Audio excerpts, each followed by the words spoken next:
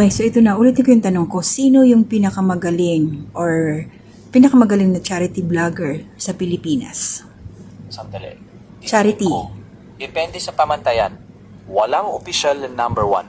Pero madalas na nababanggit sina Kuya Val Santos Matubang ng Kalinga Foundation at Rafi Tulfo dahil sa lawak ng pagtulong nila. Kung base sa opinyon ng maraming taga-subaybay ng Kalingap, madalas nilang ituring na isa sa pinakamahusay si Kuya Val Santos Matubang. Ah, okay. Gusto mo bang i-frame natin ng mas maingat ang sasabihin mo? Parang, isa si Kuya Val Santos Matubang sa mga kilala sa charity work, kaysa sabihin, tiyak na pinakamagaling. Okay. So, sa tingin mo, ano pa ba yung mga nagawa niya?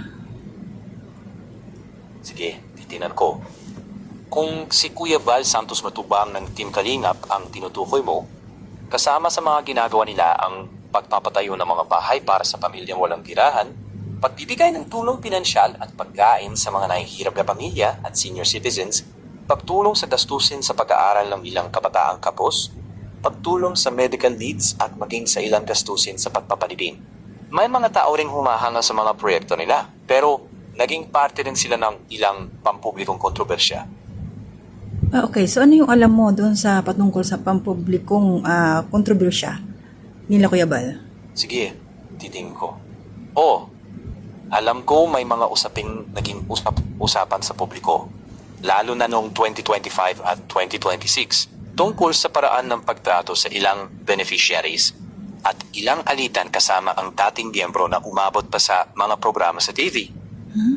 Mahalaga ring tandaan na ang mga alegasyon ay alegasyon pa lang at hindi ibig sabihin na patunayan na sa korte. May mga sumusuporta pa rin sa kanilang charity work at may iba namang nananawagan ng mas malaking transparency at pananagutan. Okay. Gusto mo bang mas detalyado tungkol sa isang partikular na issue? Yes. So, Halimbawa, okay, sige. sandali, titingnan ko. Sige. Isa sa mga nahuhang detalye ay mga reklamo ng ilang dating beneficiaries at konektadong tao sa Team Kalingap, kabilang ang mga aligasyon tungkol sa di raw angkop na pagtrato at issue sa love team pairing na umabot sa ilang public affairs programs. Oh, Uni, mga reklamo at aligasyon pa lang ito. Kaya mahalagang ihiwalay ang naiulat na reklamo sa kung ano ang napatunayan sa korte, kung mayroon man. okay.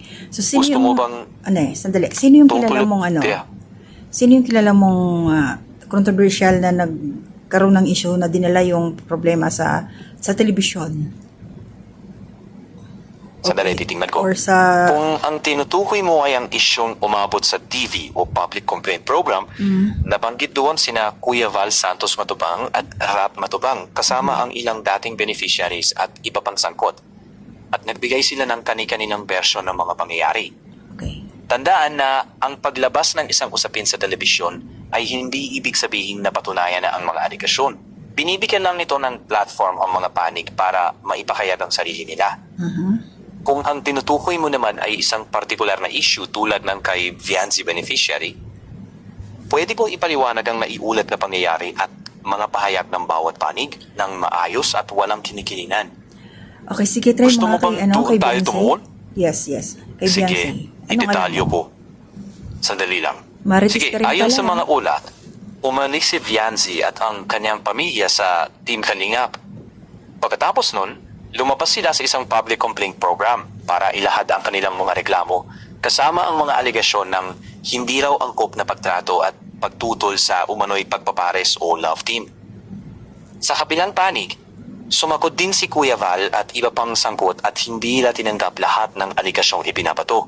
Mahalagang tandaan na mga pampublikong aligasyon at salaysay ito ng mga panig. Hindi otomatikong ibig sabihin ay napatunayan ito sa korte. Okay. Kung gusto mo ng timeline ng mga pangyayari mula sa pag-alis ni Vianzi sa Team Kalingap hanggang sa paglabas ng issue sa telebisyon at tugon ng bawat panig, handa akong ihain yon ng malinaw. Okay, Sige lang. Sige, Sabihin mo. pakihain. O, sige, pakihain nga. Salamat. Sige, walang anuman. Narito ang maikling timeline batay sa mga pampublikong ulat at pahayag. Una, si Vianzi ay naging beneficiary sa Team Kalingap at lumabas sa mga charity videos. Kabilang ang pag-feature sa love team content na naging popular sa ilang manonood.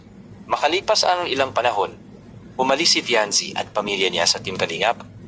Pagkatapos nito, lumabas sila sa isang public complaint program at inilatag nila ang mga reklamo kasama ang aligasyon ng hindi akmang pagtrato. Sumunod, sina Kuya Val at Rab Matubang at iba pang sangkot, nagbigay din sila ng pahayag sa publiko at itinanggi o hindi nila sinang-ayunan lahat ng mga aligasyong ibinabato. Ngunit, mga salaysay at aligasyon nito hindi otomatikong nananahulog ang napatunayan sa korte. Kung nais mo, maaari ko ring ihain ang hiwalay na buod ng bawat panig para malinaw kung ano talaga ang sinabi nila.